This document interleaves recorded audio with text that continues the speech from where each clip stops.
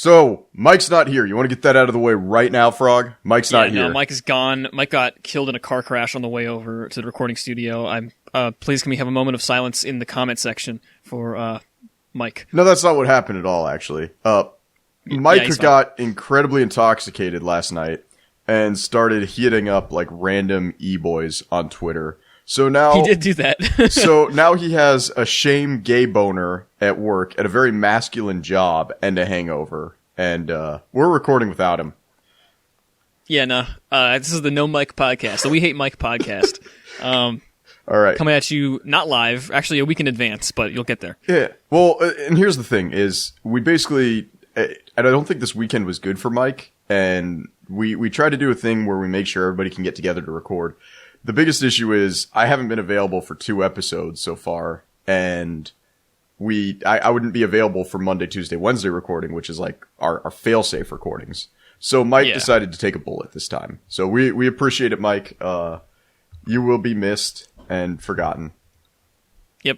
This is actually the last episode was the last episode with Mike in it. This is now a duo podcast. Eventually one of us is going to die too. It's a battle royale. So. Yeah, so, and then I'm hoping it's Frog, because as soon as Frog goes and I get a hold of like Mike's YouTube account, it's just going to be the conspiracy theory podcast. Like, you thought I liked anime? No, we're going to talk about how the coronavirus is designed to kill baby boomers now that the Democratic National Committee has more millennial voters than conservative voters. Damn. Yeah, we're going to get that far. Look forward to that in about it's about 6 months or so? Sure. Like 9. When I die of coronavirus myself, then you can do it. Okay, so we're going to start this episode.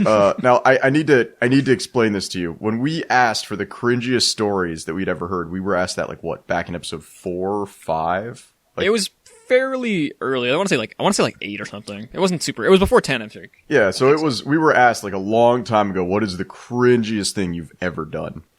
And I had actually blocked this memory out. I had completely forgotten about this memory and just totally blocked it out completely.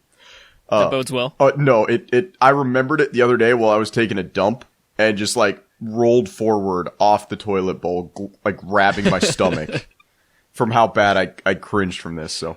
Oh boy. I told this story to Mike, and I think he laughed himself to sleep. Are you sure you want to open with this? Maybe you want to do this like the end, so I don't vomit and like not want to record anymore. No, we're doing this live. We are doing this live. So, I'm not going to go into a lot of detail about where I was. I'll talk about how old I was, but I'm not going into detail about where I was. And I'm trying not to dox the other person in this situation. But in high school, I was basically a simp. Like, I'm not gonna pretend like I am. Who isn't though, right? Yeah, like, you know, like either you're a Chad or you're a Kyle or I don't know, like not a child, but like here's the thing. Apparently, I was a Brad all throughout high school, and I never knew it. Because I think I had more girlfriends and this isn't just bragging. This is like putting the numbers out there. Like I had a ton of girlfriends. That's not something you can accomplish as a simp. Like I probably went through 6 girls a semester.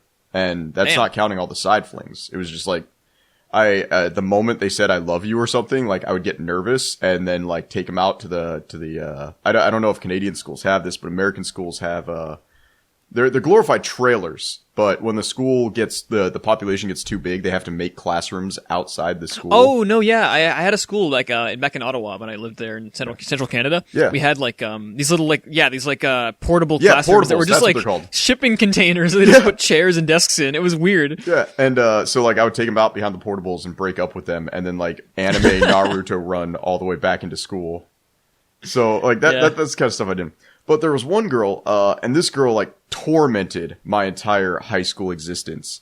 Because her and I were both so flippant that we would just circle around each other, and we would date, and then we would, like, we never officially dated, but, like, we would get together, we would cheat on our girlfriend or boyfriend with each other, and then we would, like... Wild. We would break up with our boyfriend and girlfriend, and we'd hang out for, like, 3 days, and then we would just... I don't know if we'd lose interest in each other or what, but we'd stop dating. And, like, we would just ricochet over and over again like this. Over the course of, like, 3 years, she ruined so many relationships, and I ruined so many of hers. Like, it wasn't even funny. But she, like, as far as I could describe her, honestly, I would say that if you're trying to think of, like, a 10 out of 10, that's what this girl looked like in high school. Like, she was, like, 5'11", 6 feet tall, She kept a pixie bob before it became the Karen haircut. Like, she dyed her hair black with a pixie bob. Like, her skin was as pale as it can physically get without it being, like, albinism or looking really bad. Like, flawless skin. I mean, I'm trying to just, like, paint a picture of this girl without sounding like I'm thirsting. Of this 16-year-old. Well, she was actually 2 years older than me. Oh. So I was 16, she was 18. So eat a dick, frog. But I mean, I'm not in the mood, but... But like, really, she was gorgeous, and I was totally head over heels for her. And apparently, she thought I was funny. Which, by the way, simps, no matter what anybody says, if you're funny and you can like bench your own body weight, you have no reason not to get a girlfriend. Like, I'm putting that out there. Like, if you can make them laugh and you can bench your own body weight, you can lay the smack down. Guys, if you just have a nice smile, a firm handshake, and $400,000, you too can get girls. Nope, like, I would say, because I asked my wife about it, because I was like, you know, a lot of bodybuilders get that crap about, like, oh, you know, hey, the girls don't like me even though I'm muscular. And my wife's like, being physically fit may not help you to get a girl, but it definitely doesn't detract from you getting a girl. Depends on the girl, actually. I feel like some girls have, like, a preference. Well, yeah, like, no girl, if you look like, George of the Jungle, the Mummy, what's his name? Brendan Fraser. If you look like Brendan Fraser from George of the Jungle, girls are going to be much more attracted to you than if you look like Dwayne The Rock Johnson. Generally, yes, sure. Yeah. So, sorry, going forward about this. So she liked me for some reason. And so I would do anything this girl asked. And that got proven one day. I would do anything this girl asked because I adored this girl. We were at a costume shop in the city I grew up, or the city I spent my high school days in. We were at a costume shop, and this was like an everything costume shop. Like, they had masquerade ball gowns, they had masks, and it was a rental store. So people that were like filming college projects, people that were filming stuff for like local media, they went to this shop to buy their stuff. Yeah. So, I mean, Russian uniforms from like 1700s, like the Napoleonic outfits, like they had authentic clothing, and they would only rent it. You could not buy the clothing. Like, I guess the owner at one point was like, yeah, I had a guy offer like $4,000 for a Vietnam jumper we had, because he was a pilot who lost his jumper, and we turned him down. Like, nothing's for sale. Well, we're going through it and we're making fun of stuff like the furry costumes and whatnot. And she stumbles across a bunch of SS officer uniforms. Oh. Yeah, this is already going downhill. And I don't know. When you're like 16 years old, I think you're a psychopath. Like, you have no humanity whatsoever. Like when you're you're 16 and 17, that is when you're able to watch a video of like a dog getting killed and be able to handle it more than you can now in your 20s. I actually remember when I was like 16, 17, I was the first time I looked up like watch people die. Yeah, exactly. Like, I can't stomach that now as an adult, but like 16 No, I can't at all. Yeah, like 16 or 17 years old, like I can watch people getting tortured, no problem, because you have no empathy. You're a psychopath. I mean, I still felt bad, but it wasn't like, yeah, you know what I mean? But you were able to push yourself through it. So like, you know, in retrospect, the Holocaust is horrible. Like, let's get that out there. Like, like, everybody was a terrible human being during World War II, and that is not a time in history that you want to glorify. Well, she's going through the uniforms, and she finds the SS uniforms, like, complete with the armband and everything. Oh my god. And she's like, hey, Moth, put this on. And I'm not even thinking, like, I'm just thinking about that booty.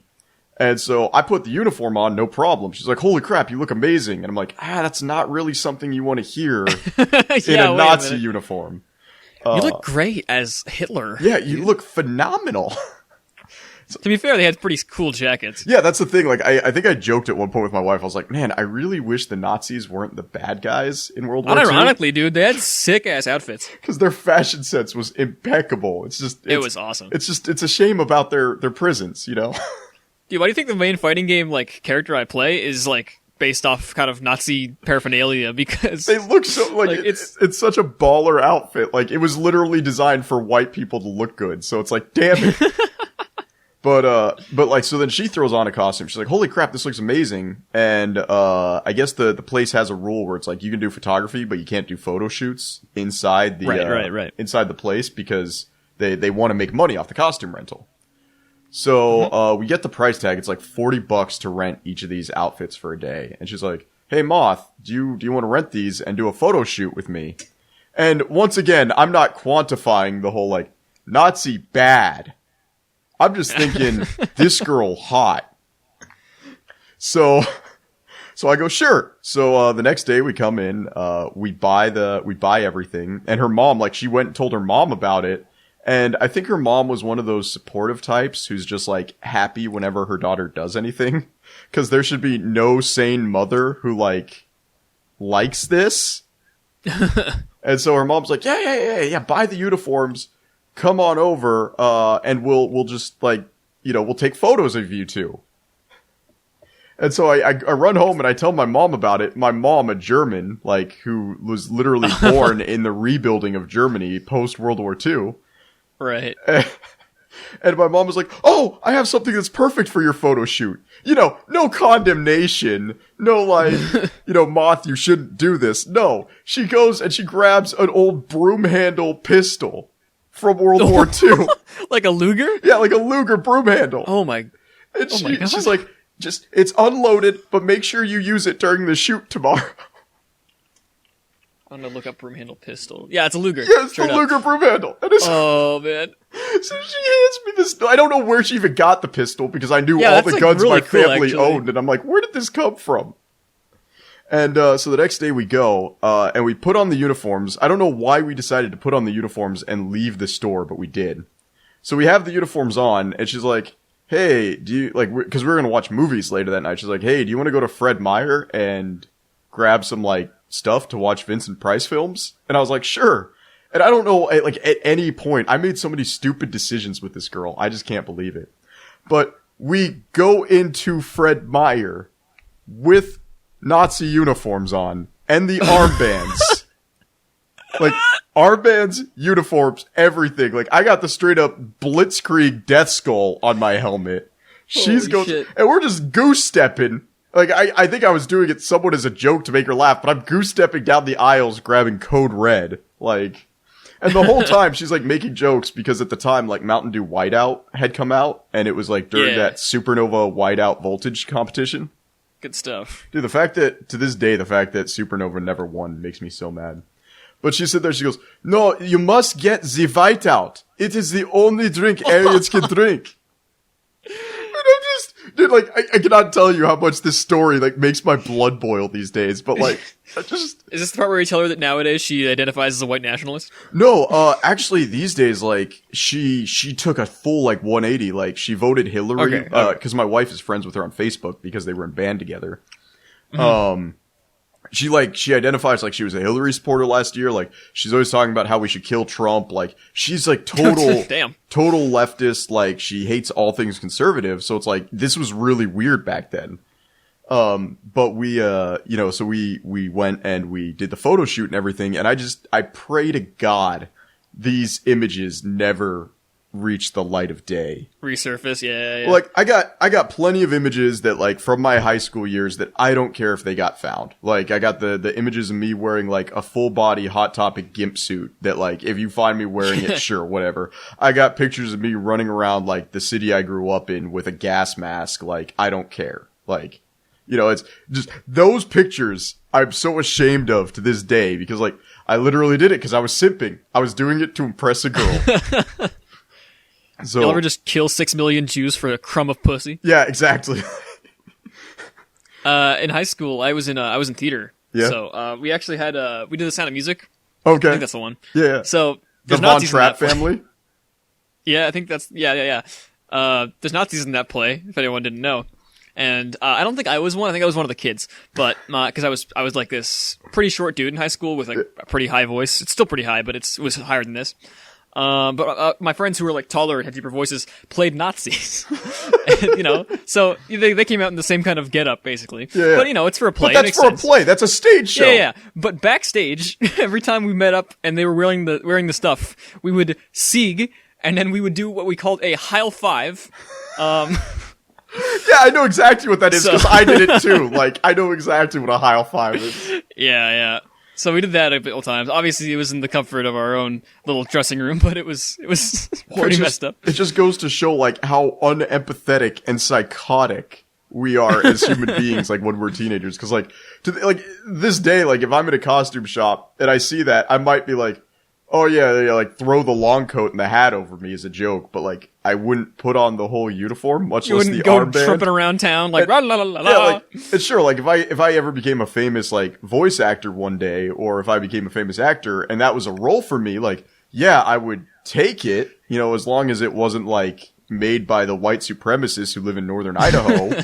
Like sure, but like just walking around casually in just Nazi uniforms, like Ooh boy. Yeah, that was so Moths just killed all of our audience who's not like completely fascist. That wasn't so bad. No, it was bad. Mike, or Frog, you have a passion project you're working on. Please cleanse the palate of our entire audience. Yeah, sure, I can talk about it for a little bit. For people who follow me on Twitter, it's probably like 4 of you. I was talking about like how I was writing a script for a video like a week ago, I want to say. Did you see that post? I don't know. It was like a while ago. No, I didn't, because to be honest with me, like the stuff you post doesn't show up on my Twitter, but everything you like shows up on my Twitter. I've heard multiple people say this to me, and I'm very surprised. That's really strange. Sorry. Yeah, no, it's I forgive you. Yeah, but I don't mean that to happen. Sometimes it happens. So if I there's no way to turn off likes. You can turn off retweets, but not turn off likes. It's very strange. Yeah, it's fine. Like I mean, you know, the fact I only follow like 9 people, so yeah. I can refresh my Twitter after 5 a.m. and refresh it at 9 a.m. and nothing has changed. Yeah.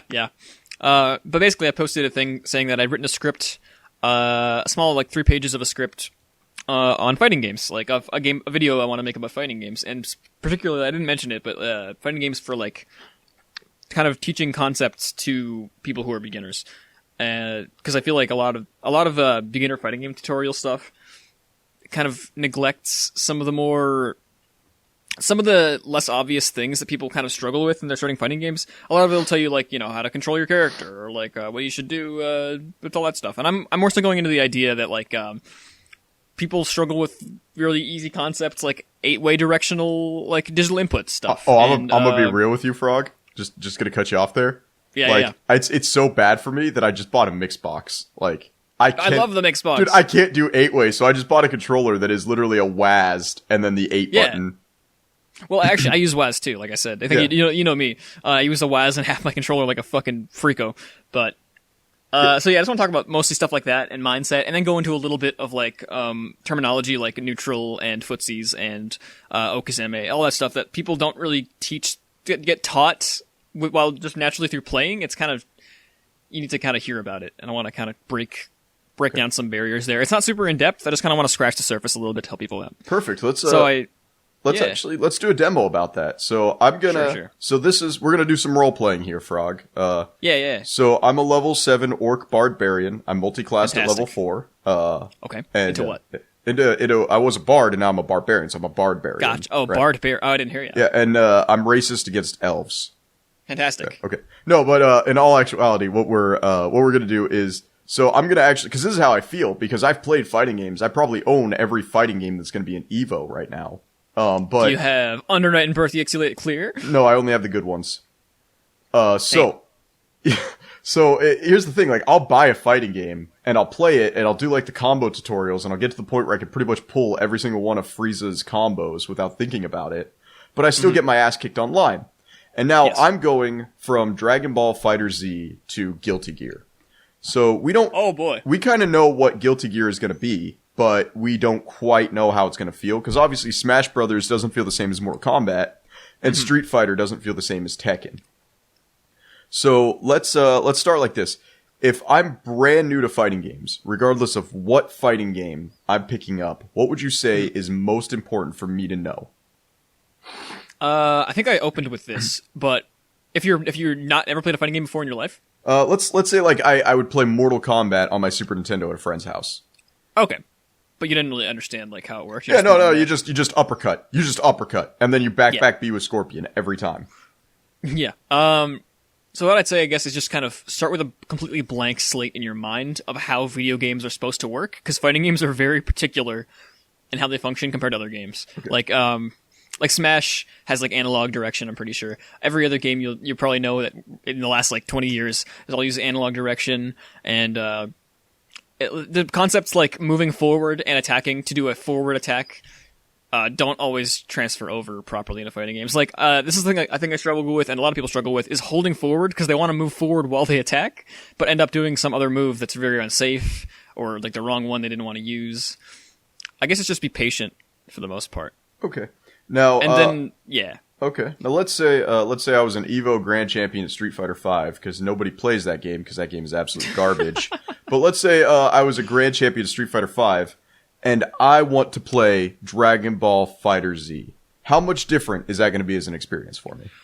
Well, I mean, very different, obviously, because it's anime fighters like Dragon Ball are a lot more fast paced and more about like just completely destroying your opponent and getting in their face at all times.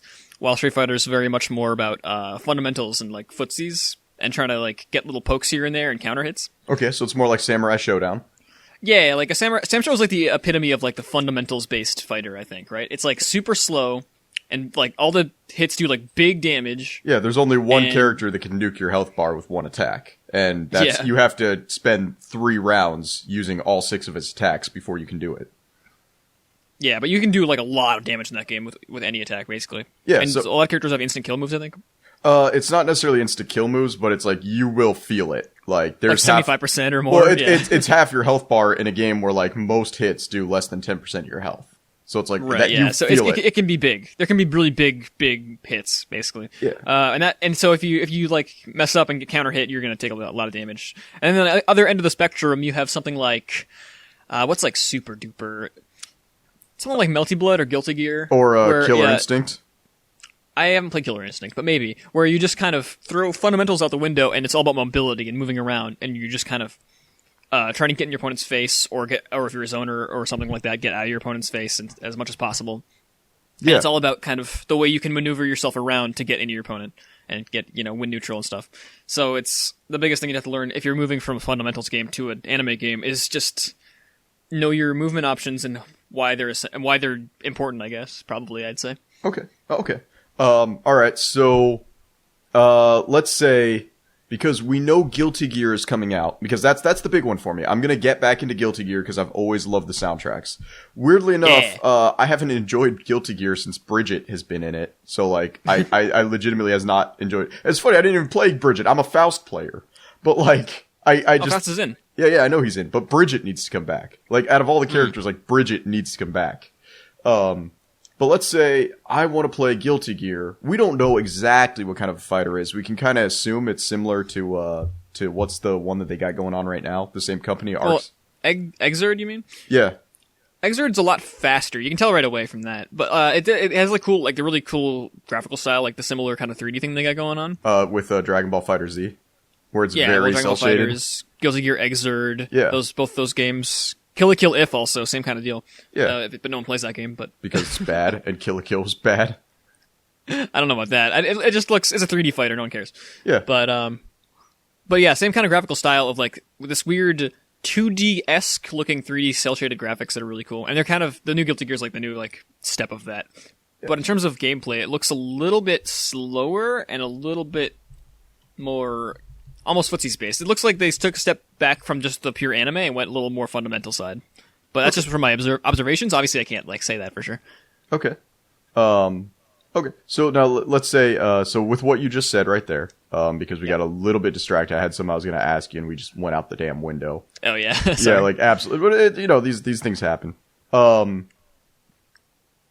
would I like? What should I do on any fighting game to prepare for Guilty Gear 4? Prepare for Guilty Gear, like the new one. Yeah, to prepare for Guilty Gear 4. For Strive. If someone who didn't know what fighting games were asked, I would just, if they really wanted to like get training in, I guess I would say playing the old Guilty Gear would be kind of cool, but it'd also be a very different experience. Judging by what I've seen, it's probably closer to something like Street Fighter or Mortal Kombat, but I honestly can't say for sure. Okay, but basically, like, I guess the question is, regardless of what the game is, if a game is coming out, like a fighting game coming out, Yeah. is there anything I can do in another fighting game to prepare for it? Because it's like, hey, know. you know, let me think of a good example using shooters as an example. Like, Sure. hey, Doom Eternal is going to have a versus mode. I know for a fact that I can go get on Quake Arena or I can get on Unreal Tournament, and I will learn valuable skills that I'm going to be able to take with me to Doom Eternal's multiplayer. Right, yeah. Well, actually, in that case, fighting games have a lot in common in terms of, like, their fundamental game. Like, pretty much every fighting game, maybe except for some of Mortal Kombat's features, are almost universal. Like, the movement, the jumping, and all that stuff. And, motion inputs, like quarter circles and DPs and all that stuff.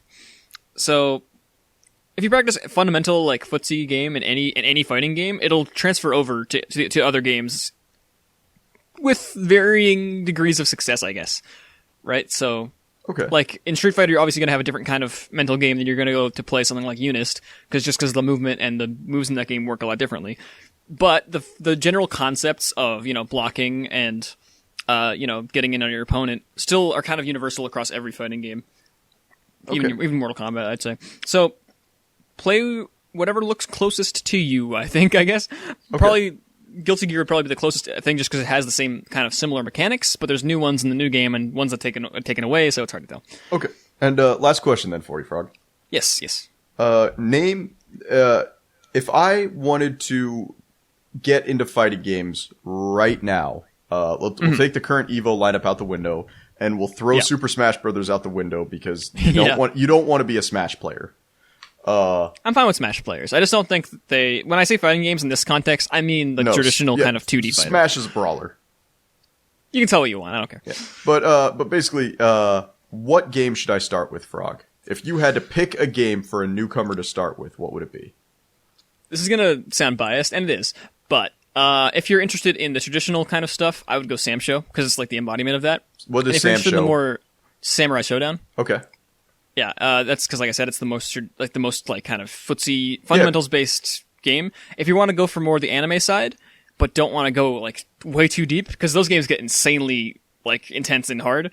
Under Night and Birth, like I said, biased, but is kind of a cool middle ground between the footsie and anime games. And if you want to go full anime, I'd go like Guilty Gear or Blaze Blue. So okay, now what's really weird to me is. From what I've seen and what I've played, because I've danced around a lot, and like as much as I love Mortal Kombat sits on the outside of fighting games. Sorta. It's still like I think it shares more in common with the fundamentals-based games, like kind of more Street Fighter-ish. But it has some more intense combos than Street Fighter. As long as I've seen. Well, there was with Mortal Kombat 10 for a long time. There was that issue with Kano where you could, I think it was Red Eye Kano, could just solo an enemy with one combo. Oh, he could TOD, like one hit combo death? Yeah, so what it was is, I think you'd have to wait to round 2, because you'd have to get, like, all of your bars charged up. Yeah. And then he would start a combo, and there was basically one of two patterns you could follow. And one is, if your opponent tried to break, you could cancel their break, basically, because they get away from you with that. Oh, is there like a burst mechanic in Mortal Kombat X? Yeah. So there was get out of the combo well, break? there like if you're getting comboed, you can waste your bars, not waste, but you can use your bars and use a lot to do it to get away. Yeah, to get So they have a burst mechanic. So that's what's cool about those kind of mechanics in some games where you can kind of predict they're going to use it and then like punish them for it. I love that kind of shit. And the problem is to break away is 2 bars, and for Kano to follow up if they broke away was only 1 bar. So he could attrition the hell out of every opponent. Yeah. So if he predicted right, he could just get it anyway. Just because. Well, no, because you knew like at any point the combo was so juggle happy you could carry it forever. So like Kano could TOD people. Damn. But I was gonna say like honestly, Dragon Ball Fighter Z would probably be the game I would recommend new players get into. That's not a bad idea either, because that game is actually, despite having a ton of characters and kind of, they're all kind of similar-ish, right? They have a kind of same framework underneath them. Well, I mean, kind of, but like I would say Yamcha and Frieza are highly different characters by a long shot. I mean, there's obviously exceptions, right? Yeah. Like, I'm not saying every character is the exact same putting it in. We have 7 Gokus now, so it's kind of like yeah, it's a bit homogenous. Yeah.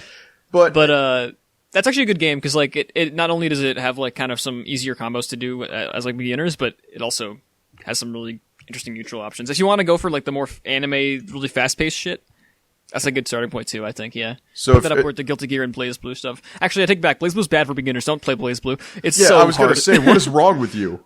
So there you have it. If anybody's interested in getting into fighting games, our personal recommendations, and I agree with Frog, Samurai Showdown is probably the best place to get into it, and you can buy it on the Switch. So, and they were able to maintain 60 frames on the Switch, just so you know. Really? Nice. Yeah, I think they dropped the resolution down to like a hard 720p to do it, but you still can. You do what you do. Yeah, exactly. So it's, I would say Samurai Showdown from what I've seen. I just wish they hadn't signed the Stadia deal, because now I will never get it on PC. But Dragon Ball FighterZ, and the nice thing is, I predict, and this is just from my point of view, that DBFZ is going to be one of the fighting games in EVO for probably the next 2 years. It already this is its third year already, it got confirmed for. So that's pretty long, but I wouldn't be surprised if next year it got the boot, but I don't know. Maybe you're right. Well, I would say the most we can expect from it is next year. So, but then again, hey, didn't Melee come back? Or not Melee. Melee came back for 18 years. Marvel vs. Capcom 2. Yeah, but that was a special exception because it's his 20th anniversary of that game. Okay, yeah, that's fine. Yeah, so they're actually doing a special event for that. But, yeah. So there you go. For anyone not aware, EVO's big fighting game tournament, go watch. Yeah, and I will say this about fighting games, like, I have been a hardcore gamer. Like, at one point, I was top 10 Halo players in the United States. Like, oh, yeah? Well, this was back when you had to do, like, clan wars. So there might have been somebody better than me, but they never got on. So on Clan Wars ranking system, and I would go to pub stomp games, like I would play against like Soldiers of Christ and all that stuff on their official servers, and I would consistently be like 25-12, because in Halo, the way the original respawns worked is there was no way you could consistently stay alive in a spawn point. Because they would literally respawn right behind you and just headshot you. Damn. But basically, like, Halo 1, like I did the training for Halo 1, like I did the Warthog maneuvers, because a lot of the times they would do capture the flag on Blood Gulch to be the map that you would do. I would do Warthog maneuvers, I would do pistol sniping across the map, I would snipe people out of tanks, like I would sit there and do all the stuff you have to do to be good at Halo. When all that went out the window, I was playing Halo Reach the other day and I was like, use shield lockdown and wait for teammates to shoot them for you. But like, I've done that, and even then, spending like 4 to 6 hours a day playing Halo, and just like doing like 2 or 3 competitive matches in that 4 to 6 hour time frame, that is still not the dedication I've seen fighting game players put in. So if you want to be good at a fighting game, like, prepare to have all of your loved ones leave you. I think there's actually a really good video about this on Corey Gaming's channel. They do like amazing fighting game videos, really high production quality. But there's a video about that, like about practicing fighting games and like making time to play fighting games and improve. Yeah. The one bit of advice I did get though, do not start online. Just beat the story over and over and over again, or do like the ladder matches on single player. My recommendation for that actually is to find a friend who plays the same game and just let them teach you the ropes and kind of play with them. They're going to kick your ass. Well, no, I'm talking about like just practicing, because like that. I had a guy who Alaska. We don't have a lot of people, so like he would go. Like we have people who go to Evo, but they get knocked out before the semifinals. Like they do get knocked. Yeah. But one of the guys who did make it to Evo, I was talking to him, I think like 2 years ago, and I was like, so what should I do? Should I go online and just get my ass beat over and over again? And he looked at me and was like, no, just play ladder matches. He's like, literally, just play single-player ladder matches, because in Alaska, we have too much latency. So we'll have like a 4-frame lag and whatnot. Great. Like a permanent 4-frame lag. Yeah, that's not great. Yeah, so... But, I guess depending on where you live. But I don't know, my recommendation is just play with friends. But because that way you're having fun with friends, and also you can learn stuff pretty easy if they know the game decent well enough. And if you don't know anything about the game, either of you, then you can learn together.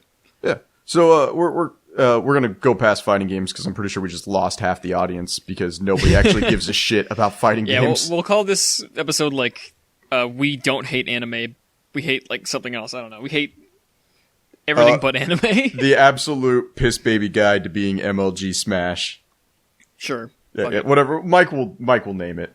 Mike will name it. Yeah, Mike. While you're listening to this, just go name the episode for us right now. Just put it in text file. Oh, but speaking of which, and I know I talked about this, and Mike like wants to choke me out because I'm the guy who cares more about views in the podcast than either of you two. But like, I honestly think the YouTube algorithm saw the fact that we had the word Shota in our last title and just completely destroyed our viewer reach with the last one. You think so? Wait, let me check. Well, yeah, because... Yeah, I mean, because I was thinking about it, like, the Domestic Abuse Power Hour did really well for us, which is really weird. But then, like, Casper the Shota-friendly ghost with my fixed-ass microphone got no views. Domestic Violence Power Hour got 8 views. No, that's an inaccurate, you actually have to click the video to see how many views we actually have. Oh, 67, never mind, okay, that's weird. Exactly. Apparently, like, on the other platforms doing well. We shouldn't talk about this, though, because people are going to be like, the hell are they going on about? Yeah, Moth, like, obsesses over that more than we do, mostly. Well, every once in a while, he'll be like, guys, we didn't get much views in the last episode, and we're like, bro, it's okay. Dude, no, it's because I'm an absolute attention whore. Like, I'm the type of guy who will go to, like, somebody's funeral and just, like, start taking selfies with the body, even though I don't even know anybody in the funeral. Yeah. Well, don't get me wrong. We like it when we get views. It's nice to have exposure, but it's also not like it's not in our head all the time. I absolutely have to crave, like, it's terrible. Like, I need people to tell me I did good 24/7. Like, it's so bad. Buddy. Oh yeah, it's so bad. But yeah, Mike, when you name this episode, please don't put any like pedophilia titles or anything. Speaking of pedophilia, we're going to talk about a website that I don't really care about, but they've caused such an issue lately that we're just going to put them on blast. You ready, Frog? Sure. So, NeoGAF, we actually have to go all the way back to NeoGAF before we can talk about the original story. Oh, yeah. When the internet, like, when digital magazines, like IGN and stuff like that, were getting really, really big, NeoGAF had actually consistently been seen as the leaker website. Basically, game developers would have no issue leaking their stuff on NeoGAF because they could trust NeoGAF to be kind of like honest. Like, you'd have to, apparently NeoGAF's, entry to get into NeoGAF is so tight that you can't even use throwaway accounts. You have to use, like, if you have a .edu account, if you have an email account from your ISP, if you have a business email account. So, like, you have to dox yourself. They will not accept Gmails, for your registration. Oh.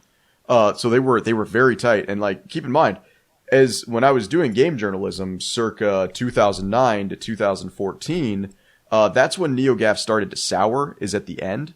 But, like, NeoGAF was seen as the place you drop your leaks. You go to NeoGAF and you drop your leaks. Like, hey, here's some screenshots of our upcoming game. Like, hey, here's some content that's going to be in our game. Hey, this developer's doing this and we don't like it. You would go to NeoGAF and you would do it because they were very professional. Well, NeoGAF went downhill real fast. NeoGAF is now kind of a cesspit, and I mean, dating back all the way to 2015, NeoGAF is seen very much as just the Special Olympics of just seeing who can be the most degenerate human being. What ended up happening is the site owner was accused of sexual assault, and instead of, like, before they could even clear his name, because this is 2015, so this was, like, right before the Me Too movement, but if somebody got accused of sexual assault, it was a death sentence. The owner got accused of sexual assault. Don't know if he did it or not. I didn't read that much into it. So a lot of his admins and his moderators jumped ship to create what we now call Reset Era, which Reset Era is once again a gaming forum, but it's kind of we don't like it. In the gaming community, in the anime community, we don't like Reset Era. I feel like pretty much everyone doesn't like Reset Era except for Reset Era. Which is really weird to me. But, like, and what's so funny is, I guess, NeoGAF, the owner, who goes by the name, like, Evie Lore, they have screen caps of some of the stuff he said, like, dating back to 2012. And I guess he was, like, giving advice to somebody about, like, I guess the actual thread was called Why Black Women Are Fat. So already this is just an absolute cesspit. That's strange, because the new Reset Era is, like, kind of the opposite. No, but this is NeoGAF. This is right, sorry. Yeah. So, like, the owner, who goes by the name Evilore, even though his name is Mike, he said, solution: stop listening to your husbands, maybe? Stop marrying black dudes if necessary? Being fat isn't the recipe for health or success or anything good in life. Oh boy. Yeah, like, it's, oh boy. Very inflammatory stuff. Okay. So here's, so they got some context on what happened. Like, I really gotta just nail, like, how NeoGaf has fallen because of Mike. Not our Mike, even though Mike. if Editing this right now. If we ever have to oust Mike, it's just gonna be like, so Mike, what did you do? He's like, well, there was a really, really cute guy at the auto shop the other day. And, I told him I'd give him a rim job, and I guess he didn't understand what that meant. Yeah. But, so here's a Reddit post from a few years ago. For some context, AWOL was initially bragging about sexually assaulting a woman at a bar in Spain. This was originally in a thread about his European travels in 2012. A new thread was started by a NeoGaf user who's concerned by AWOL's behavior. After several people call him out, AWOL becomes extremely defensive and resorts to victim blaming. He claims she deserved to be groped because she was flirting and tricked him into buying her a drink. At no point does he apologize or appear remorseful. He quickly bans numerous users, as some of the posts' images show of banned NeoGaf forums. So here's the thing, like, at no point is victim blaming okay. Like, I've been blueballed before, and it sucks, but you cannot act out in rage, because what you do in response to getting blueballed can be infinitely worse for the other person than you being blueballed. Like, oh, boo-hoo, you got blueballed. Go beat off in the shower. This is our official anti-rape endorsement. Yeah, no, like, really, like, don't be... I think it's a fair position to take in this situation. Yeah, like, don't be a garbage human being and rape people. Like, holy crap. Like, pretty easy to do. Like, we live in the year 2020 where, like, honestly, like, the ability to simulate sex or, like, any sexual encounter is so easy to do now. Like, go throw your Oculus Rift headset on, go grab your fleshlight, like, and go pull up Monster Girl Island. Like, stop being this person. Yeah. And keep in mind, I don't endorse pornography or anything like this, but, like, it's just, if you're that garbage of a human being, like, just stop. Go get fine. help. Don't listen to Moth. Stop. Go get help. Go jerk it. Keep going on. As the criticism pile on, he revises his story and says that she touched him first, and so she deserved to have her ass groped. At no point does AWOL say that she grabbed his penis, ass, or touched him inappropriately. This would be a critical detail that may cut him some slack. It is safe to assume that this woman touched him in a benign fashion, as is common in bars, such as the arm or back. That's conjecture, but we definitely do know that he sexually assaulted her, bragged about it, felt 100% justified, and felt absolutely no need to apologize. In the last image of the gallery, he resorts to joking and making light of the situation. To date, he continues to threaten and permanently ban users who question about horrible actions. Now, here's the thing. I have actually, there's a little bit of sway in my opinion. I gotta be careful here. Cause I've been at anime conventions, and I get groped all the damn time. Dang. Like, when I was cosplaying as Inosuke, I got my butt squeezed. When I've cosplayed as, oh gosh, I can't even remember his name, as Corazon from One Piece, like, I have been straight up double butt cheek squeezed and pulled into a girl. Like, weird. There is a little bit of sexual aggression that occurs. And generally, like, when these things happen, I feel the correct response is to go, hey, could you not do that? That made me uncomfortable. And then you could feel free to extradite yourself from that situation. Setting boundaries is fine. Like, should people grope you? No. But you gotta realize, like, I feel like the default should be no. They shouldn't assume yes. Video game forum users, anime con goers, fighting game players, like, all these people are super damn autistic, so I'm willing to cut them a little bit of slack and not say they're malicious. I'm gonna say they're just stupid. Yeah. But, like, at the same time, you shouldn't do this. You should not grope somebody inappropriately. Like, that's why I love, like, that there's such a huge thing on emphasizing consent now, where it's like, are you okay with this? Does it make it a little bit less sexy? Yes. But, what's better? Going to prison? Or having to stop halfway through something and be like, are you sure you want the toothbrush involved? Like, and so this is why people left NeoGaf originally. Is like, this guy is a garbage human being. And justified. And so like a bunch of moderators are like, hey, we don't want to be associated with this anymore. And apparently another issue they were having problems with, this is alleged, but NeoGaf was having a huge issue, with pedophilia. Basically, people were admitting to being maps, or what's the other one? There's map, and then there's no map, which is the same. The thing is, like, I actually did research about this a while ago. I don't want to go super into this. No, because it's gross. Yeah, it makes people uncomfortable. Me too. I'm not as included from that. But no map is referring to non-offending minor attracted person, meaning they are attracted to people but don't have never, at least at this point, I'm not sure, have never caused an offense. But that's the definition of it anyway. Yeah, and it's difficult because like I will admit that there are aspects of people's sexuality they can't control. Here's the. Do we want to get into this right now? This is not a thing for the podcast, I don't think. No. Well, Mike's not here though. We ain't talking about anime. Mike ain't here. Like we're doing whatever we want. But this is gonna like make people really uncomfortable. Well, it is gonna make people uncomfortable. And we apologize for that. We're trying to be mature about it. If you can't tell, we haven't been joking. Like we've been very. No, yeah. We were trying to say like these things are not okay. If you feel these ways, go get help. Like, but don't be proud of it. Yeah. Like, don't be proud of being attracted to minors. Here's the thing, right? There's been like I think that I think I talked to this with Mike earlier, not in the podcast, just like on our own. But I was saying that a big problem with that whole like movement of people on Twitter being like, "Oh, Matt Pride is optics." We don't be proud. Let's try and figure out how to fix it or to treat it, not to celebrate it. And even though it's not like necessarily their goal is to celebrate it, but it comes off that way for sure. You know what I mean? Yeah. Well, there's a certain level of things needing to be recognized. Like, yes, there are adults who are attracted to children. Now, that being said, they don't get a parade. Like that's like saying there's alcoholics. We don't have parades for alcoholics. And be like, oh boy, I'm an alcoholic. Woo, everybody, it's okay to drink and drive. Like, that is a problem. Yeah. I think most people can agree that that's like an issue. An uncontrollable issue at times, but... And so if I go up to somebody and I say, hey, Oh, sorry. Well, yeah, no, go ahead. If I go up to somebody and I say, hey, I'm an alcoholic, I'm working on it, please don't... Like, that person is probably going to be like, okay, I'll keep my booze away from you and I won't drink around you, and they'll be considerate. But then, like... If I go up to someone like, hey, I have some issues where I find children attractive.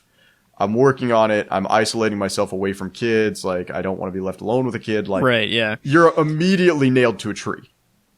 Yeah, that's something I find kind of unfortunate, actually. Just because, like, if people are seeking help for the problems they have, and they're getting lynched for it, right? And that's what I've actually like contacted some of these people in my little like, kind of info dive. Yeah. And a lot of them legitimately do want to be assisted and to like kind of have community to like help them through this. And it's the response has just been very virile. Is that the term? Very aggressive. Just very venomous. Like a lot maybe? of sure, let's go with that. Like a lot of like suicide encouragement and stuff. It's nasty. It's really stuff you wouldn't say to like your worst enemy. It's very dehumanizing is the term, Well, we live in the 21st century. We live in the current year, Mike, or Frog. We live in the current year. We live in 2020, Frog. But we live in a time frame where people should be able to get help. Like, we're not 15th century peasants anymore. Like, grandma broke her leg, time to beat her with a shovel to death. Like, we should help people, but we also shouldn't justify these actions. No. And that's a pretty accurate description of my position on this. Yeah, and so NeoGAF, that was what was happening, is I guess like a ton of people on NeoGAF were talking about being into kids, and from what I'm reading up here, and keep in mind so we wanted to use Encyclopedia Dramatica, but the current owner of Encyclopedia Dramatica is in prison for federal offenses right now. That website isn't really the best thing at all anyway. Well, I always used Encyclopedia Dramatica because you could generally glean the gems you needed from it, like the grains of truth. But basically, the owner is in prison for federal crimes, and I guess Encyclopedia Dramatica has always run itself in such a way that there's only one owner of the site so that they don't get hacked. Right. Which is now a problem because this is like the fourth owner to go to prison. So, like, I have I wonder if that has any kind of reflection on the quality of the website. I'm just saying. Well, no, because the NeoGAF owner isn't in prison. Well, that's not necessarily I'm not saying... It's a Venn diagram, all right? Yeah. Been in prison and not been in prison, and in the middle of them is bad websites. You know, and there's NeoGaf and Dramatica. Yeah, so I wanted to use Encyclopedia Dramatica. Unfortunately, I have to use Kiwi Farms, which anybody who knows Kiwi Farms knows that, like, I enjoy it, but you really have to take everything Kiwi Farms says with a grain of salt. So, that's just a hate platform. Well, if Kiwi Farms says something like, they're a bunch of social justice warriors, and they're out there trying to make your babies gay, you're going to read up about what they actually did, and it's going to be like, hey, yeah, we tried to include people of more age groups and ethnicities in our content. They're trying to make your babies gay. The one episode Mike's not on here, and we're getting political. I'm not trying to be political. I'm trying to be socially aware. There's a difference between political and socially aware. This is very like light treading stuff. It's fine. Yeah. So then I had to We're not making any radical statements here. So the other, and I'm gonna send Mike both links. He can choose if he wants to include it in the YouTube video or not. So that you guys can see like the cesspit I had to wade through to find the truth of all of this. But basically, so we told you about NeoGaf, so we could tell you about Reset Era. Now, Reset Era has actually somehow flown under my radar for the last, like, couple of years, and I have no idea how, because they are... I didn't hear about it until, recently. Yeah, well, here's the thing, like, I have always... I think it was, during the 2016 elections, I took a step back from all things, what would the term be? Kind of, passion inspiring, but that's not correct, because that implies a good thing. I took a step away from every, like, things that was just trying to get a knee-jerk reaction from me. So I haven't been into politics or the quote-unquote social justice spectrum for like 3 to 4 years, because it was making me so angry all the time that I was like, okay. That's wise. Because like that whole sphere, especially the ones who float to the top of this, like the algorithm, is just like the same 8 people who are the furthest away from each other. That are taking examples of each other, how their ideas are the worst. And then every other 99% of people are somewhere else in the middle and much more reasonable. And thanks to you and Mike, like, I got Stamper on my Twitter feed, and he's just occasionally like, hey, peep this. One time I had sexual intercourse with a woman. And then, like, after that is 4 to 5 retweets from both you and Mike of just shoe on head, boxy, and the needle drop. And I'm just so sick of it. I'm like, I tried to get out of this sphere like 4 years ago. You guys are monsters. I'm not even a huge fan of Shio on Head. I just like her Bernie ticks. She was the original Queen of B, so it's like she'll always have. She used to be like a really reactionary kind of anti-SJW type, I should say. And I'm not talking it's about. Calmed a lot more down on that. I'm not talking about. I'm not talking about anything about her politics. I'm just saying she used to be the Queen of B, and so I don't think she was boxy. I think Shoe on Head was boxy. Are you sure? Yes, Shoe on Head was boxy. Hold on a second, I gotta look this up. Keep going. No. Like, here, I'm looking it up right now. Catherine Wayne. This is someone else. Are you sure? Yes. She looks like Boxy. Is she Boxy? Oh, gosh dang it. Nope. Shoe on Head and Boxy are completely different people. So yeah, I know. I don't care about Boxy, or I don't care about Shoe on Head at all now. She ain't Boxy. I was confused as to why you brought up Boxy. I thought she was Boxy. Like, why do I got Shoe on Head on my profile? Like, get her out of here. It's just like, I care about Boxy, because she was the Queen of B. I'm sorry you get my likes. I don't control who sees my likes. It just kind of happens, I guess. Absolute monster, but thank you. So going forward, Reset Era has kind of filled the gap that NeoGaf filled. And they were supposed to once again be the, like, people can leak into they can leak their content here, stuff like that. But, I guess NeoGaf towards the end was super, they were on a far side of a spectrum. And so, like, when you get on the far side of a spectrum, a lot of the time you echo good ideas and you take it to an extreme. And so I have to be careful here. I'm using rottenwebsites.org to read up about NeoGaf. I have about Reset Era, and I have to be really clear here. They are using a lot of terms like social justice warriors, far left. They're using a lot of terms about that, but I think a lot of it is they don't have a better word to describe that these people are being insane. So if you hear me use the term social justice warrior or far left in these things, I'm directly reading from this website. Yeah. I'm not endorsing any of these views. I'm not condemning anybody. So one of the big things is even though they got away from sexual harassment, that was the big thing NeoGAF, like, because the owner was basically like, yeah, girls, if they touch you, they deserve to be raped. Reset Era wanted to get away from that. And I think they went so far on the spectrum that they became, and they use the term like third wave feminism here. I don't think that's fair. I think they're more talking about like, the same people are like, all men should have vasectomies, and then we should choose which men can have their balls back. Like, at 12 years old, they should all have vasectomies. Like, that to me is a third wave feminism. That's just a crazy person talking. And that's kind of what the Reset Era has become. It's become this echo chamber of crazy people. So one of the things, they have a bunch of examples of the things that they've done. They have a huge hate boner for Red Letter Media. That's one of the things they say. Whatever. I like Red Letter Media. You don't have to like them. They are very much first target demographic. I guess they attacked American McGee, and they don't explain what attacked means. So did 3 of the members jump on his Twitter and harass him? They attacked American McGee for being pro-Gamergate and also libertarian. They had to lock an entire Nintendo thread about a new store opening in Israel due to anti-Semitism.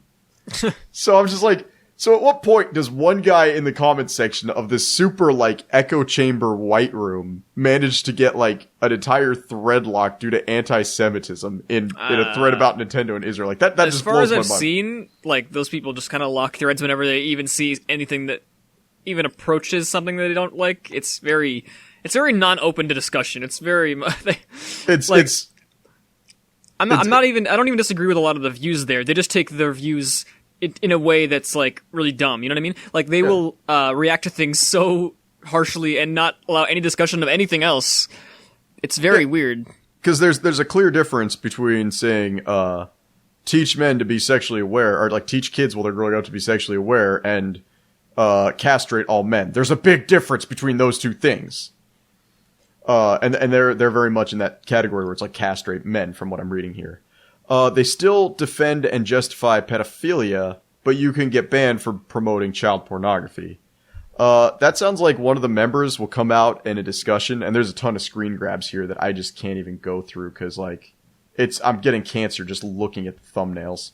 That sounds like somewhere someone's like, hey, I'm sexually attracted to this character, and then, like, that starts a circle group where everyone's like, yeah, I think my 14-year-old sister's pretty hot. But then, like, the moment someone's like, hey, I got some videos from Japan if someone wants to see them, and then they lock it down. Yeah. So it's like, you know, I'm part of a few communities, and I moderate a few communities, and it's like, if anybody even mentions being attracted to children, like, we take them out back, and we're like, hey, go get help, don't bring this up here. Yeah. Like, get out of here. So then they have a list of a couple of things that are just, like, awful things they've done. They made fun of John Bain for his induction into the Esports Hall of Fame after his death. That's kind of crappy, but, like, I've made fun of people after they die before. Like, there was that huge thing. Who did the Joker that everybody really liked before the current Joker? Batman: The Dark Knight Rises? Heath Ledger. Like, everybody made Heath Ledger jokes after he died. Like, you can't be mad about that. They apparently doxed. This is the one I hate. Like, of all the terrible things you can do to a human being, don't dox another human being. Because, like, everybody online is an idiot, and the moment you dox somebody, you let the one guy who should never be let out of his insane asylum go to their house and murder them. Do not dox people. Do not, and I will stand by this, whatever you do, never dox somebody. Oh, no, absolutely not. But they doxed good old gaming staff because the organization criticized unethical and biased game journalism. They threatened to sue anybody who found out about their pedophilia activity. These are bullet points, and once again, I have to glean, like, what is intelligent in these bullet points and what isn't. I don't know. This is, like, a not very trustworthy source. So. No, it's not, but, like, and here's one. When XXXTentacion was murdered, he was known for being a Kingdom Hearts fan who wanted to go to Japan, and when Yoko Shimura heard about it, she composed a track titled Nocturne in his memory, and when Reset Era found out, they decided to cancel her. Which, just so you guys know, canceling is 20 people on Twitter calling somebody else a piece of garbage. Like, canceling is so dumb these days. It doesn't work, either. They attacked THQ Nordic and limited run games for hosting a Q&A on 8chan. Okay. Okay. I gotta understand, like, when they're saying, like, they attacked, or they doxed, or they canceled, like, how many people actually did this? Yeah, that's a very vague description. What does that mean? Yeah. Like, who participated here? I had never even heard of these, so probably not very many. They tried to force Nintendo into censoring content in Super Smash Bros. Ultimate. They forced Activision to censor a character in Crash Bandicoot Racing. One user named Blank smugly leaked Banjo-Kazooie's appearance in Ultimate, ruining the surprise for many people. That's not a bad thing. That's just, like, how many people were saying that Rey was Palpatine's daughter, like, granddaughter, like, the day Star Wars Episode 9 came out? Yeah. When an online translator, this is the one that really aggravated me. This is the one that put Reset Era on my map. When an online translator spent 4 years and over $400 in research to localize the Japanese-only RPG Ganbare Goemon 3. Oh, Shishi Joku Rabai no Karakuri Manji Katame. I just butchered that because there was some terminology I would never understand. Reset Era's mob. There we go. There's the mob. There is saying a large group of people. Reset Era's mob harassed him just because he used the word tranny in his localization. Eventually, the translator caved. I heard about this. Didn't we talk about this last time, or is it? Yeah, like... but this is what put Reset Era on my. This is what put them on my radar. That's what it did. Okay, And he basically claimed that he's never going to do another localization again. So they made him take out the word and make the joke non-transphobic, which. I mean, that's the thing, right? Like, we already discussed this, but, like, the translation was, like, something transphobic in the original text. It was, like, an accurate translation. I don't understand the point of changing that. And when it's supposed to be kind of offensive in that scenario, it's supposed to be offensive. Yeah, like removing Hitler's mustache, but then still keeping Hitler in the game, so you yeah, clearly know it's Hitler. Yeah, exactly. It's that kind of thing. Like, don't censor... Like, you don't, like, add unnecessarily transphobic things, but don't remove things if that was the intended message in the first place. Like, it seems very strange. It wasn't, the message wasn't transphobic, it was just a character being transphobic or something. Well, it was a character being ashamed of themselves. Oh, then yeah, that's a thing. Yeah. They made this is just silly. This is just petty. Yeah. They made an awful suggestion list on how to improve the Persona video game series and sent it to Atlas USA Twitters. Most headers of said list were also problems that had already been fixed in older games of the series, set to be fixed in future games, pointless nitpicks, or even stuff that isn't even presented in the game at all, which highlighted their lack of research, work, and knowledge about the series. I'd love to see what that actually is. Yeah, Mike, or Frog, can you, while I'm reading off these last few bullet points, can you just look up Reset Era's Persona fix list? Persona fix. They also apparently hate the Fire Emblem series, which is stupid because I have a couple of friends who hate the Fire Emblem series now, and they believe the point in which you could actually marry characters when it became like a dating sim is when Fire Emblem became bad, and they're so mad that Fire Emblem has a casual mode. Like. I want to play my happy little game, and I want to watch my big bar of blonde man flirt with a girl by yelling at squirrels. Like, what's so wrong with Raphael? This is weird. Okay, what do you got? Okay, so yeah, I found the thing you're talking about. It's all some of it's just kind of like fair, but like most of it is just very vague and non-critical things, like like better pacing for the story. It's not very, like, how do you fix that? It's just kind of, anyway, a lot of them are like, this one's really weird. Consider an adult cast in a workplace or college setting. Well, see, I would like that, actually, but that was one of the previous SMT games, is you were like office workers, weren't you? I have no idea. I've never played any of those. Like, I thought like one of the ones that never made it to America, like the cast was actually all adults. More diverse range of personas. Like, these are just like... That's stupid. You literally have a dick cart. It sounds like just people being like, "Oh, I want more of this." Like, and that's not really criticism. It's more like what you'd want for like a sequel. Is that what it is? Oh, for the Persona series. Well, I mean, I guess, but it's not. It's kind of obvious stuff you would already want in your thing. It's not like, I don't know, much more believable and mature villains. Like, it's just saying do it better. Basically, this whole thing. Well, like, here's the thing: Persona 4 still has like the best villain I've seen in a lot of in a lot of video games because I won't even spoil it for people who haven't played it yet because it was such a nice reveal, even though I predicted it as a joke a long time ago. It's just like, it's so dumb. And I think at the end of the day, what we're getting at here with Reset Era is there's probably a few bad apples, and I would say like maybe 70-80% of the user base on Reset Era is just gormless people trying to enjoy being in a community. Yeah, maybe. But, like, honestly, very possible. But like, a lot of these don't even seem that bad. Like post extra game, it's not very good criticism, but it's not like offensive. to be fair, I would like more post end game content, especially with like Persona 4 Golden. Like, yeah, we got 3 sequels. We got Arena 2, and Dancing All Night.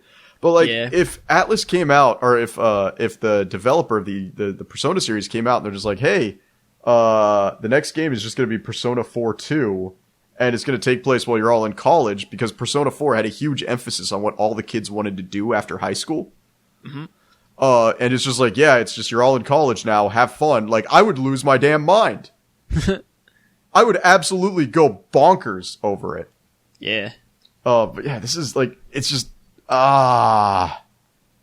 it's These are not this is not the best example for like again a case against Reset Era. A lot of it's fair, not even fair, but just like not. No, it's just like, people and slamming make the their MC head. more expressive. It's just people that say, like making their ideal Persona game, I guess, which is fine. I have no problem with that.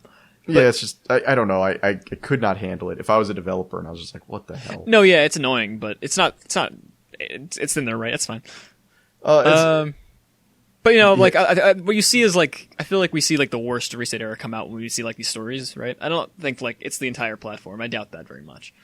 No, but still, the fact that they have a large enough viewer base, and this is my problem, and it really did come out of that translator and that localizer. The fact that they have a large enough viewer base and enough of them can hit somebody hard enough that they can cause a translator to quit translating games and stop people from creating content. That is horrible. Like, we live in a world where we emphasize creator content. Like, yeah, I mean, it's we're super duper appreciated and everyone loves it. So yeah, like not to toot my own horn again, but once again, we are not to do this joke again, but we live in 2020. Like, yeah, current year. We live in current year where the ability to create luxury and consume luxury is higher than any other point historically. Like, let people create good stuff. That being said, like, oh man, can we talk about? I've seen so many screen grabs from the NeoGAF and the Reset Era days. Can I make fun of a fetish, Frog? Can I please make fun of a fetish? Really making fun of a fetish right now? Yeah, I'm making fun of crinklers. I don't know what that is. You don't know what a crinkler is? Is that like the sound thing? No. Like the crinkly sound in your ear? Frog, I'm gonna give you like 5 seconds to look up crinkler real quick while I stall for time on the episode. Should I do it in incognito mode or what's going on? No, just look it up. Just like Urban Dictionary crinkler or something. Crinkler. Like it's fine. Crinkler Urban Dictionary. You guys ready for this? Someone who wears it's a diaper. Okay, that's not like unknown. No, like the diaper fetishes of like all the screen grabs I'm seeing here from like the rotten websites and whatnot are just like members posting about like how to be a crinkler and work at an office job. I mean, diaper. That's just. Let me officially endorse crinklage. There you go. No, let me officially condemn crinklers. Though I think now is the time for an ad read. I think Pampers. do what you guys want. Yeah, Pampers. Yeah. You know what? Pampers. What do they do again? Diapers. Diaper time. I don't know. People do what you like. I don't care. But should adults wear diapers? That depends. Let's see. A lot of problems adults facing today are very stressful. Sometimes you just gotta shit your pants and get off from it. So Sometimes you get addicted to a video game, like Death Stranding. In which case, you don't want to spend the time to take a dump. You just want to crap yourself like Norman Reedus and then throw your poop at your spouse like a bomb and yell blood bomb. Yeah. Oh.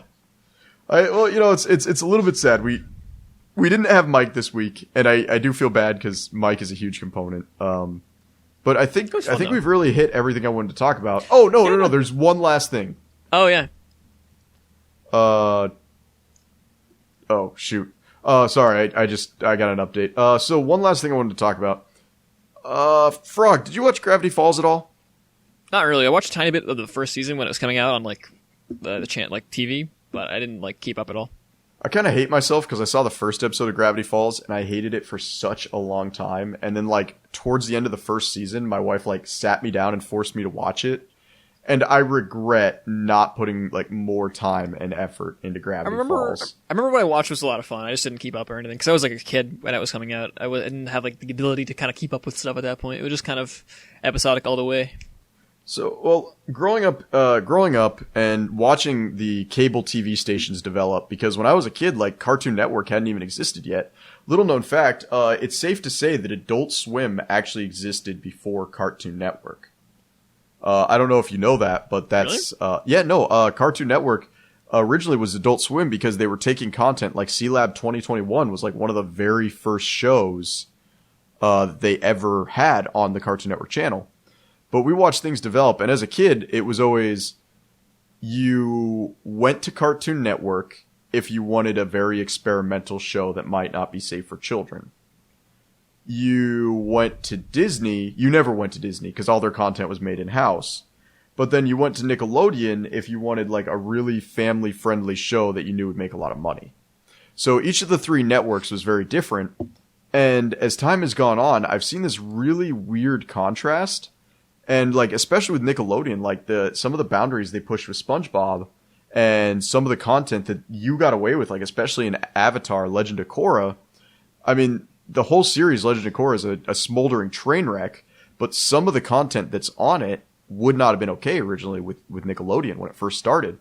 Such as the very like heavy reference that Korra and Asami ended up as a couple at the end of the series. Like, that would not have flown Nickelodeon 1995. Not at all. On top of that, like, they straight up murder people via electrocution halfway through that show. Like, they stopped making it kid friendly in the second season. With like characters so like it's very weird. But Disney has been probably the weirdest transformation I've ever seen, because Gravity Falls, it was great. It was wonderful, but it definitely felt it was meant more for like 16 to 22 year olds than children. Well, yeah, like, especially in the second season, it gets to the point where there's a part where there's a character that can transform to look like other characters. And Dipper, like, he freezes that character in cryogenic, like, stasis. And as it's freezing and like solidifying, it looks at Dipper and it's like, you will die with a look of agony on your face. Like this. And he like transforms to Dipper, like screaming in pain to agony, and then freezes solid right there in place. Additionally, like, there's an entire episode that's like a visual novel meets Five Nights at Freddy's, complete with like animatronics murdering people. Fun. So like, Disney has completely gone out the damn window being like child friendly. Well, they still are, but like, they're willing to take a lot more risks than they used to. And their latest show, which makes me really happy, is called Owl House. And I'm going to say this right now. Somebody pull up a picture of Ryoko from Tenchi Muyo, and pull up a picture of the main, the supporting lead, Ida, from Owl House, and tell me they aren't the exact same character, down to their like alcoholic, ne'er-do-well, trash human being personalities. Like, it's just, oh wow, Ida, they're very similar looking. like, I posted on Twitter and nobody saw it. I'm like, look, these are the exact same character. Like, I've sent it to all my friends, like, because a lot of my guy friends grew up with like the same waifu as me, which was Ryoko from Tenchi Muyo. Like, she's the exact same character. But Owl House is a phenomenal animation, and it shows. I remember a few episodes ago I said Americans can no longer animate 2D, and I'm gonna take that back right now. Good. Owl House. Owl House is beautiful. The jokes are really funny. Ida is one of the best supporting characters I've ever seen. And there's a lot of times where characters act very maturely, and it's definitely too mature for their age, but it's nice because it shows children a positive way to interact with each other. There's a part in the latest episode 5, where the main girl, I can't even remember her name because I don't care. Nobody's as good as Ida.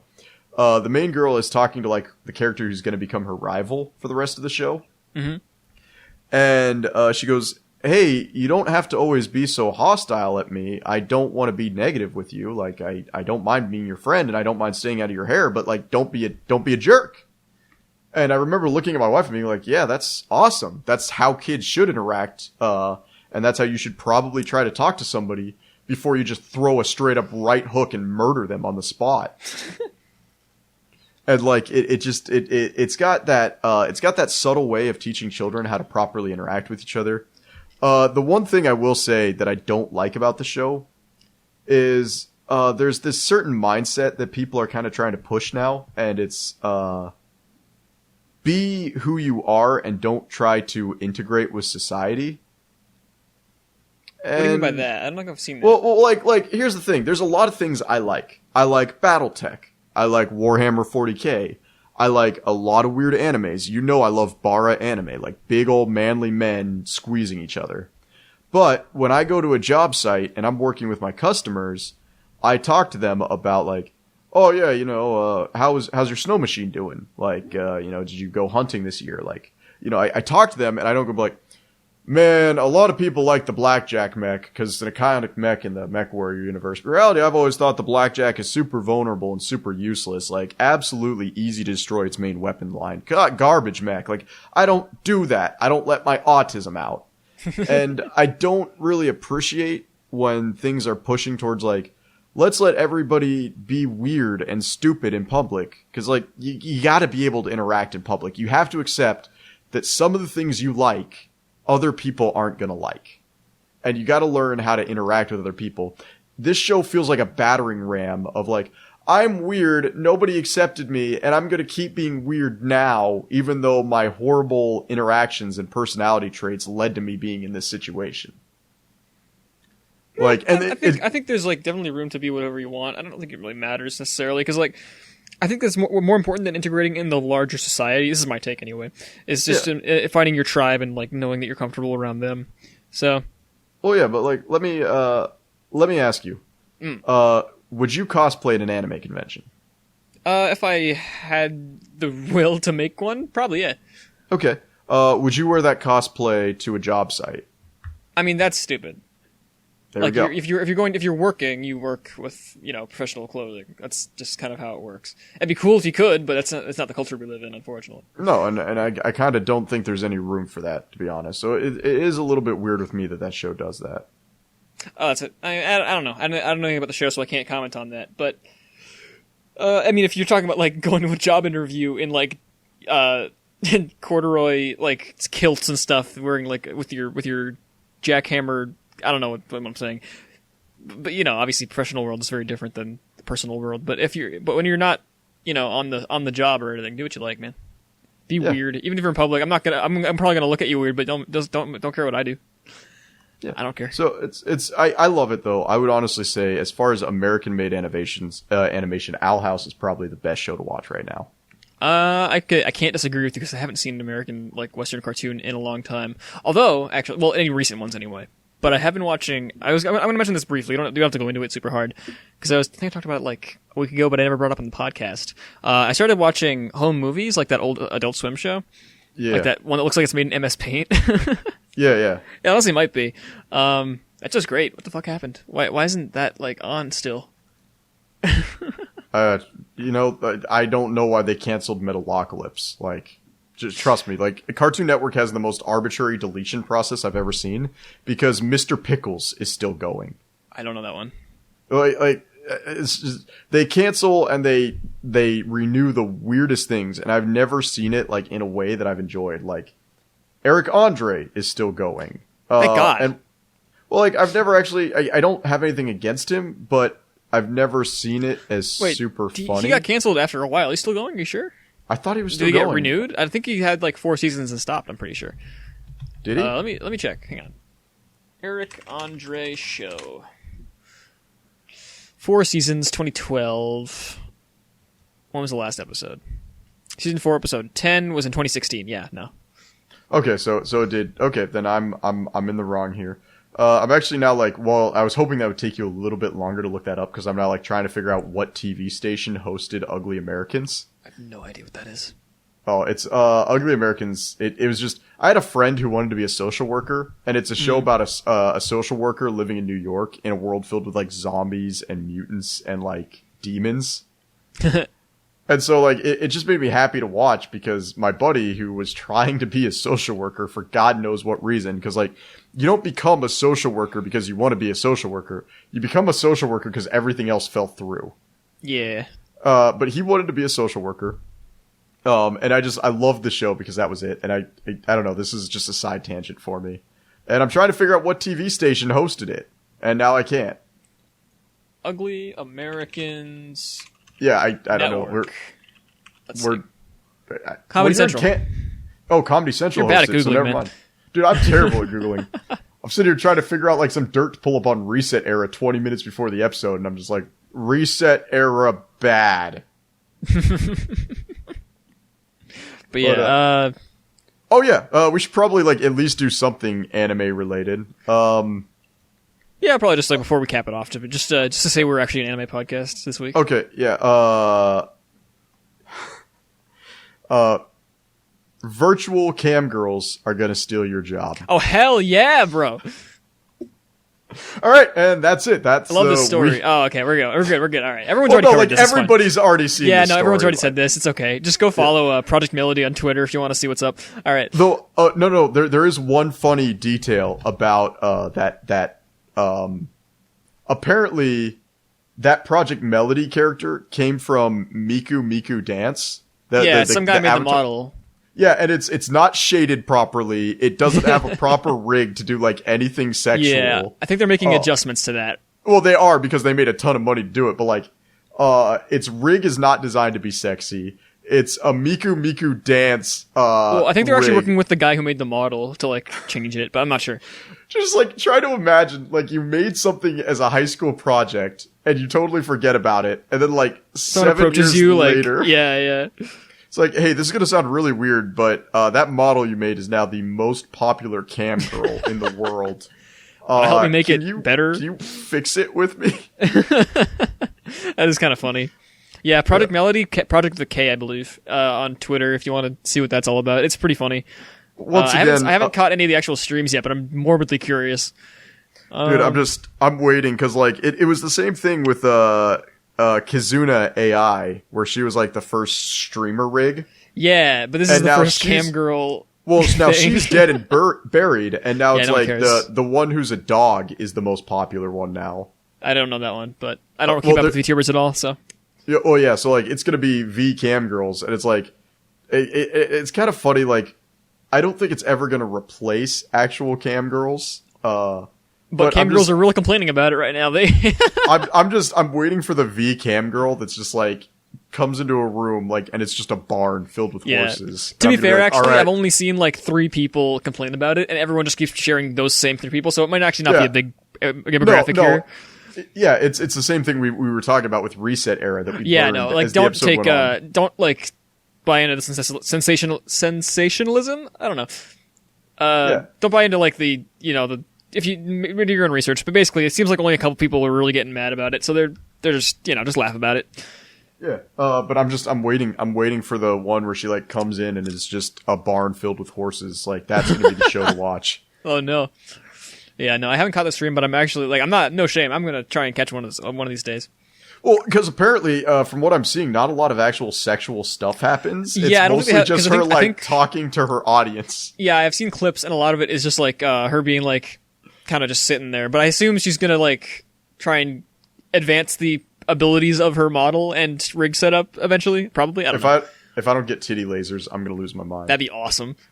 All right, well that was our anime topic of the week. Yeah, here you go. That was fun, actually. It's the We Hate Anime podcast. If you want to follow Frog, you are Frog King on Twitter, right? Yeah, I'm FR0GK1NG. It's a bit weird to spell, but it's going to be in the description, I assume, as long as Mike does his fucking job.